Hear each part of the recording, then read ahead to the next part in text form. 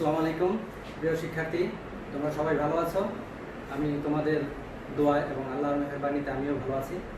তোমাদের অনলাইন ক্লাসে আজ আমি উপস্থিত হয়েছি ত্রিকোণমিতি পরিমিতি অংশের কিছু অঙ্ক করানোর জন্য। ইতিপূর্বে যে ক্লাসগুলো নিয়েছি আশা করি সেই ক্লাসগুলো তোমরা বাসায় নিয়মিত প্র্যাকটিস করতেছো এবং আজ যে ক্লাসটা নিব সেটাও তোমরা নিয়মিত প্র্যাকটিস করো। তো আমরা দেরি না করে আজকের বিষয়ভিত্তিক যে আলোচনা সেই আলোচনায় চলে যাই। তোমরা খাতা কলম নিয়ে রেডি হয়ে যাও। প্রথমে আমি তোমাদের সবাইকে অনলাইন ক্লাসে স্বাগতম জানাচ্ছি এবং আমার পরিচয় তোমরা সবাই জানো এবং এখানে আমার মোবাইল নাম্বার দেওয়া আছে এবং ফেসবুক আইডি দেওয়া আছে। যদি তোমাদের কারোর কোনো সমস্যা থাকে অঙ্ক বুঝতে, তাহলে অবশ্যই আমাকে এই ফেসবুক আইডিতে মেসেজ দিবা। আমি তোমাদেরকে সেই জায়গাগুলো বোঝানোর জন্য চেষ্টা করব। আমি যে ক্লাসটি নেব সেটা হলো নবম ও দশম শ্রেণীর জন্য প্রযোজ্য হবে। গণিত পরিমিতির অংশ 16.2 চতুর্ভুজের ক্ষেত্রফল। তোমরা সবাই জানো চতুর্ভুজ বলতে আমরা যে জিনিসগুলো বুঝি। চতুর্ভুজ হইতে পারে আয়তক্ষেত্র, হইতে পারে বর্গক্ষেত্র, সামান্তরিক, রম্বস এবং ট্রাপিজিয়াম। তা আমি আজ প্রথমে তোমাদেরকে ট্রাপিজিয়াম নিয়ে আলোচনা করব। ট্রাপিজিয়ামের যে অঙ্কগুলো আছে সেই অঙ্কগুলো। ট্রাপিজিয়াম যে চতুর্ভুজের দুইটি বাহু সমান্তরাল এবং অপর দুইটি বাহু অসমান্তরাল তাকে ট্রাপিজিয়াম বলে। অর্থাৎ ট্রাপিজিয়াম হতে গেলে দুইটা বাহু আমার সমান্তরাল লাগবে আর দুইটা বাহু লাগবে অসমান্তরাল। তাহলে প্রিয় শিক্ষার্থী, দেখা যাক চিত্রতে আমাদের কি দেখা যায়। হ্যাঁ, এখানে যে চিত্রটা দেখতে পাচ্ছ এটা একটা ট্রাপিজিয়াম। এখানে তোমরা খেয়াল করো এ বি সি ডি, এইটা হলো একটা ট্রাপিজিয়াম। এই ট্রাপিজিয়ামে এ বি এবং ডি সি এই দুইটা বাহু সমান্তরাল। আমরা জানি সমান্তরাল বাহু বলতে এইখানে যে দূরত্বটা আছে এটা যত যাবে এই দূরত্বটা ঠিক থাকবে। অর্থাৎ এই দুইটা রেখা কখনোই মিলবে না বা কখনোই ফাঁকা হবে না, তাহলে এটা হবে কি সমান্তরাল।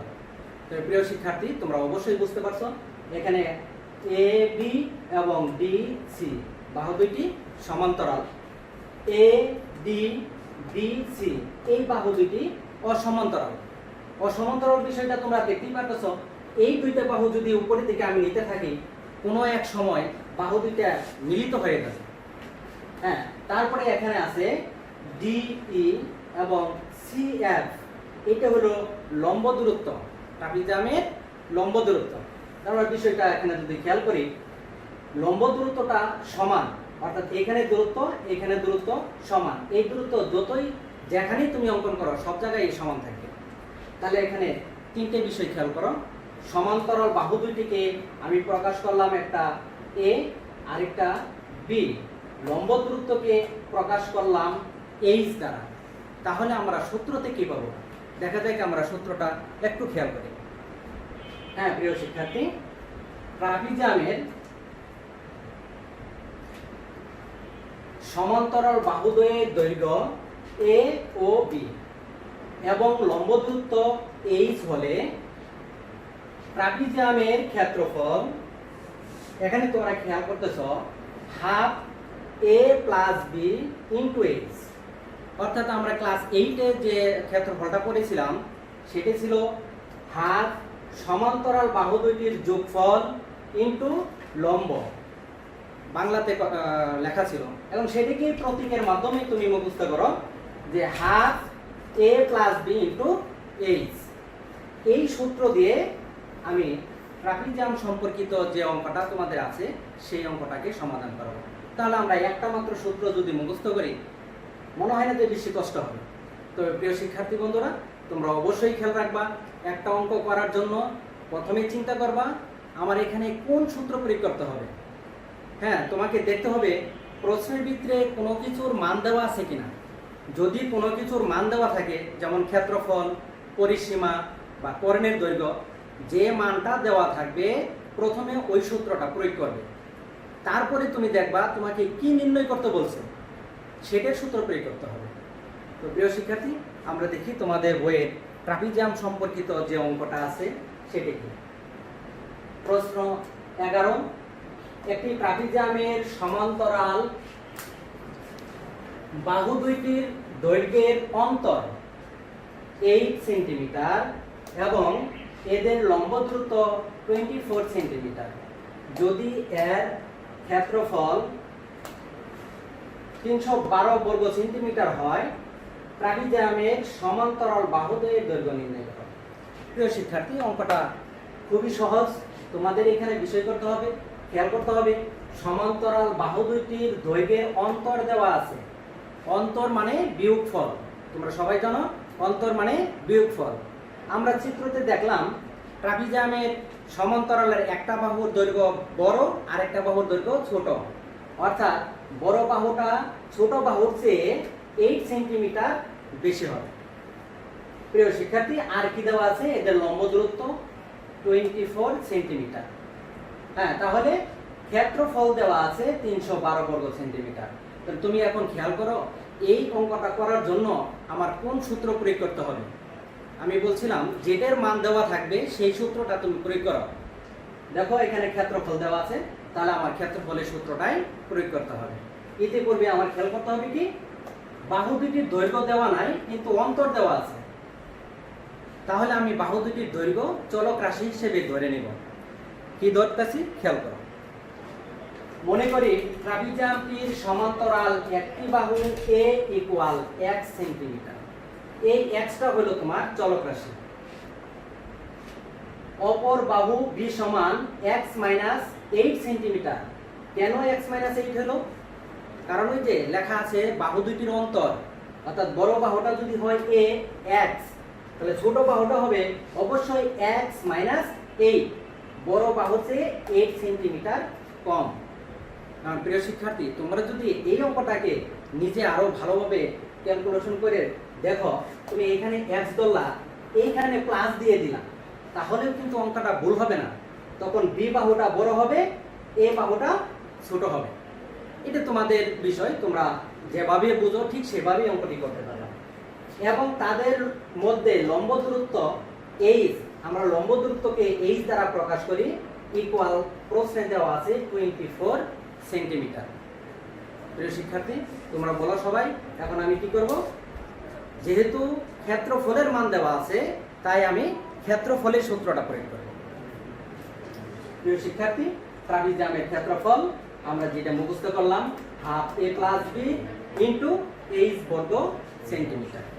যেহেতু এখানে তুমি সুতরাং চিহ্ন দিছো, তাহলে এখানে বর্গ সেন্টিমিটারই হয়। আর যদি এখানে লেখো জানা আছে, তখন তুমি এখানে বর্গ একক লিখতে পারো।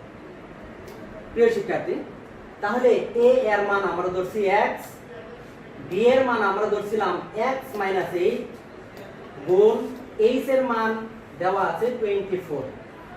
মানগুলো বসাও, তারপরে এখানে তুমি কি করতে পারবা? খুবই সহজ। হ্যাঁ, এখানে হাফ থাকবে, ax এই দুটো অবশ্যই যোগ করতে হবে। যোগ করলে 2x মাইনাস 8 গুণ 24। প্রিয় শিক্ষার্থী, কমনের বিষয়টা তোমাদের অবশ্যই জানা আছে। যে রাশিটা কমন দেয় সেটা অবশ্যই কমন নিতে হবে। 2x মাইনাস 8, এইখান থেকে কোন রাশিটা কমন? 2 কমন। কিভাবে? তোমরা অবশ্যই জানো 8 কে বিশ্লেষণ করলে 2 কিউব লেখা যায়, অর্থাৎ 2 আছে 3টা। তো ওই জায়গা থেকে আমি তো একটা 2 কমন নিতেই পারি।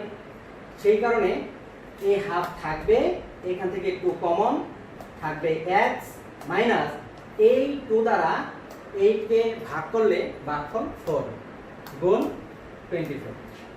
প্রিয় শিক্ষার্থী,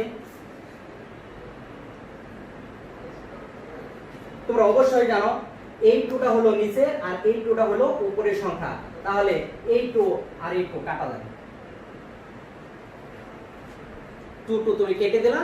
এখন দেখো কি থাকে, এই লাইনটা দেখে এখানে 24 x মাইনাস 4, এটাই হলো আমার ট্রাপিজিয়ামের ক্ষেত্রফল। এখন আমার চিন্তা করতে হবে, আমি ক্ষেত্রফল পাইলাম 24 ইন্টু x মাইনাস 4, আর প্রশ্নতে দেওয়া আছে 312। তাহলে প্রিয় শিক্ষার্থী এখন কি লিখবো? হ্যাঁ, এখন লিখবো প্রশ্ন মতে কারণ প্রশ্নতে যে কথাটা উল্লেখ আছে। তাই লিখলাম প্রশ্ন মতে 24 ইন্টু এক্স মাইনাস 4 ইকুয়াল 312। এই 312 কোথায় থেকে আসলো? ওই যে আগেই বলছি প্রশ্ন মতে, প্রশ্নে দেওয়া আছে।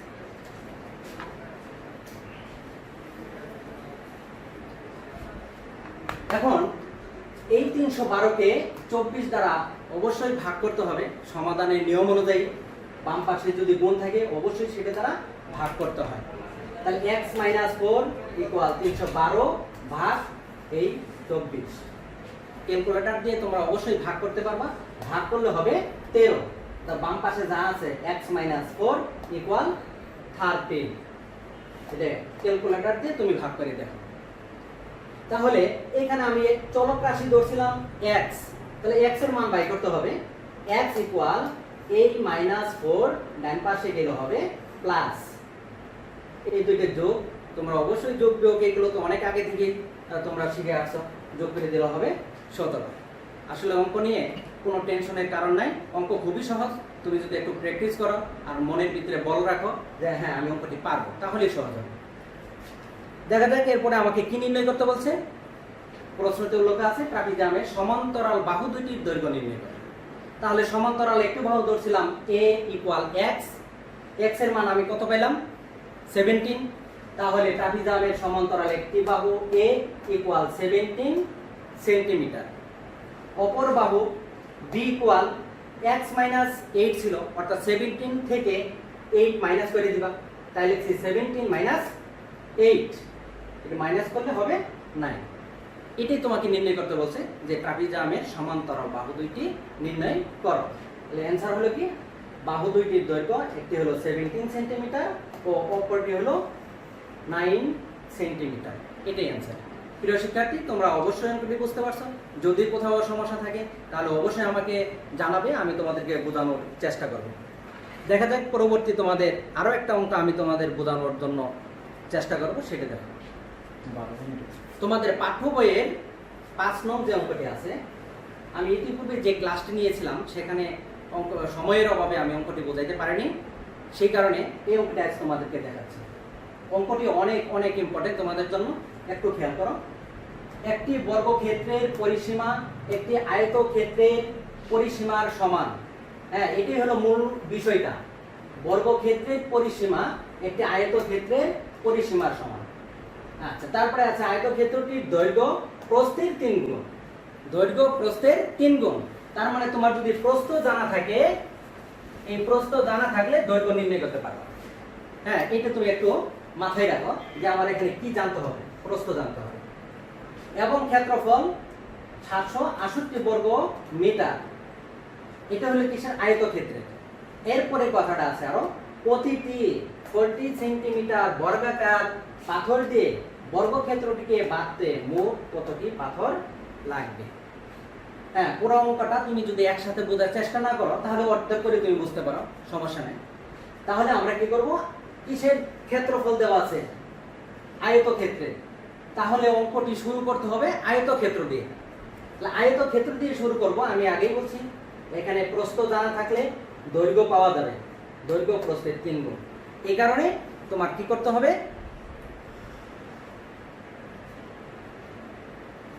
হ্যাঁ, মনে করি আয়তক্ষেত্রটির প্রস্থ x, যেহেতু প্রস্থ তোমার জানা নাই, অজানা রাশি, এই কারণে x মিটার।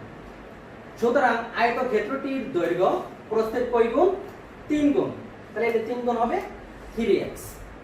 প্রিয় শিক্ষার্থী, আমি আগেই বলেছিলাম এখানে যেহেতু ক্ষেত্রফলের মান দেওয়া আছে তাহলে অবশ্যই ক্ষেত্রফলের সূত্র প্রয়োগ করতে হবে। সুতরাং আয়তক্ষেত্রটির ক্ষেত্রফল 3x²।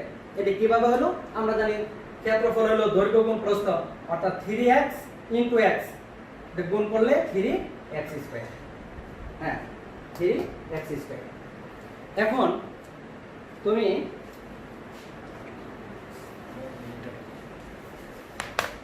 এখানে হবে বর্গ মিটার,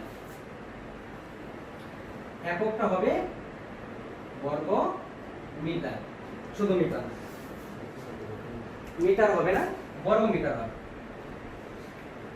হ্যাঁ, এখন তোমাকে খেয়াল করতে হবে এই ক্ষেত্রফলের মান প্রশ্নে দেওয়া আছে কিনা।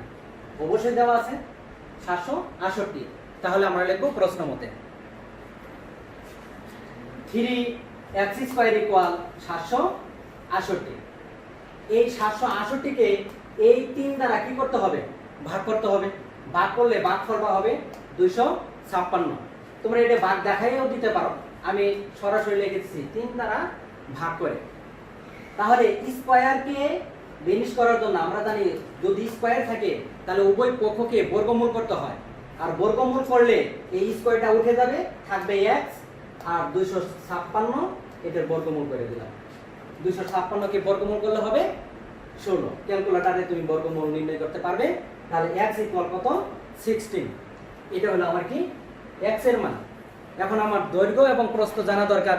প্রস্থ ধরছিলাম x, x এর মান বাড়ি হলো 16, তাই লিখলাম আয়তক্ষেত্রের প্রস্থ 16 মিটার, এবং আয়তক্ষেত্রের দৈর্ঘ্য প্রস্থের কত গুণ? 3 গুণ। তাহলে আয়তক্ষেত্রের দৈর্ঘ্য 3 গুণ প্রস্থ, 316 গুণ করলে হবে 48। প্রিয় শিক্ষার্থী, এখন তোমাকে খেয়াল করতে হবে প্রথম যে কথাটি লেখা ছিল বর্গক্ষেত্রের পরিসীমা এবং আয়তক্ষেত্রের পরিসীমা সমান, তাহলে আমার পরিসীমাতে ঢুকতে হবে।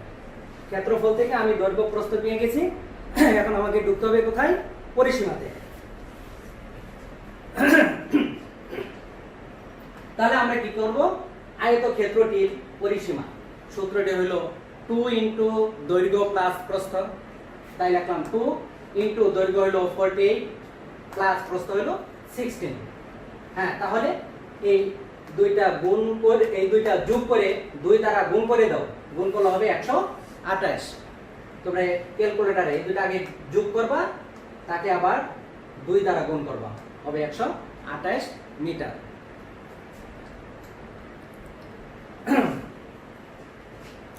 এখন প্রশ্নতে যে কথাটা লেখা ছিল বর্গক্ষেত্রটির পরিসীমা ইকুয়াল আয়তক্ষেত্রটির পরিসীমা, যেটা প্রশ্নের প্রথম লাইনেই উল্লেখ আছে, তাই আমি লিখছি দেওয়া আছে বর্গক্ষেত্রটির পরিসীমা ইকুয়াল আয়তক্ষেত্রটির পরিসীমা। তাহলে আয়তক্ষেত্রটির পরিসীমা কত পেলাম? 128 মিটার। তাহলে এই 128 মিটারই হলো বর্গক্ষেত্রের পরিসীমা। এখন প্রিয় শিক্ষার্থী, তোমরা জানো বর্গক্ষেত্রের 4টে বাহুই সমান, তাহলে বর্গক্ষেত্রের পরিসীমাকে 4 দ্বারা ভাগ করলেই প্রতি বাহুর দৈর্ঘ্য পাওয়া যাবে। আর আমরা জানি পরিসীমা মানে কি? মোট দূরত্ব। তাহলে এই পরিসীমাকে 4 দ্বারা ভাগ করো। বর্গক্ষেত্রের প্রতি বাহুর দৈর্ঘ্য 128 ভাগ 4, 4 দ্বারা যখন তুমি ভাগ করবা ভাগফল হবে 32। এখন আমার আসতে হবে কি? বর্গক্ষেত্রের ক্ষেত্রফল। কারণ হলো পাথর দিয়ে আমি বর্গক্ষেত্রটিকে বাদাই করলাম, তাহলে বর্গক্ষেত্রের ক্ষেত্রফল কি হবে? এক বাহুর স্কয়ার। তাই লিখলাম বর্গক্ষেত্রের ক্ষেত্রফল 32 স্কয়ার। এই 32 কে স্কয়ার করলে অর্থাৎ 32 গুণ 32 ইকুয়াল আসে 1024 বর্গমিটার। প্রিয় শিক্ষার্থী, এই ক্ষেত্রফলকে যদি তুমি পাথরের ক্ষেত্রফল দ্বারা ভাগ করো তাহলে এই পাথরের সংখ্যা পাওয়া যাবে। তাই বর্গাকার পাথরটির দৈর্ঘ্য 40 সেন্টিমিটার। এখানে একটা দেখার বিষয় আছে, আমার সবগুলোই আছে মিটার এককে, কিন্তু পাথরটি আছে সেন্টিমিটার, তাহলে অবশ্যই সেন্টিমিটারকে মিটার বানাইতে হবে। তাহলে 40 কে 100 দ্বারা ভাগ করলেই মিটার পাওয়া যায়, তাই আমি 40 কে 100 দ্বারা ভাগ করে দিছি, হলো 0.4 মিটার। এটা হলো বর্গাকার পাথরের দৈর্ঘ্য। তাহলে বর্গাকার পাথরের ক্ষেত্রফল বাই করতে হবে। আমরা জানি যে এই বর্গক্ষেত্রের ক্ষেত্রফলকে এই পাথরের ক্ষেত্রফল দ্বারা ভাগ করলে পাথরের সংখ্যা পাওয়া যায়। তাই বর্গাকার পাথরটির ক্ষেত্রফল, এই যে দৈর্ঘ্য, এই দৈর্ঘ্য স্কয়ার, তাহলে একে তুমি স্কয়ার করো, তাহলে আসবে 0.16 বর্গ মিটার। প্রিয় শিক্ষার্থী, অবশ্যই আমি কয়েকবার উচ্চারণ করেছি কথাটি, সেই কথাটি মনে আছে। তাহলে আমরা এখন লিখতে পারি বর্গক্ষেত্রটিকে বাঁধতে মোট পাথর লাগবে বর্গক্ষেত্রের ক্ষেত্রফল ভাগ পাথরের ক্ষেত্রফল। তাহলে ক্যালকুলেটর দ্বারা এটাকে ভাগ করে দাও, আসবে 6400। অর্থাৎ বর্গক্ষেত্রটি বাঁধাই করতে এই 6400টি পাথর লাগবে। তোমরা অবশ্যই বিষয়টি একটু খেয়াল করবে এবং কয়েকবার অঙ্কটি প্র্যাকটিস করো, তাহলে অবশ্যই তুমি অঙ্কটি বুঝতে পারবা। যদি না বোঝো তাহলে অবশ্যই আমি তোমাদের সাথে আছি এবং থাকবো তোমাদেরকে বুঝাই দেওয়ার জন্য যত চেষ্টা সেটা আমি অবশ্যই করব।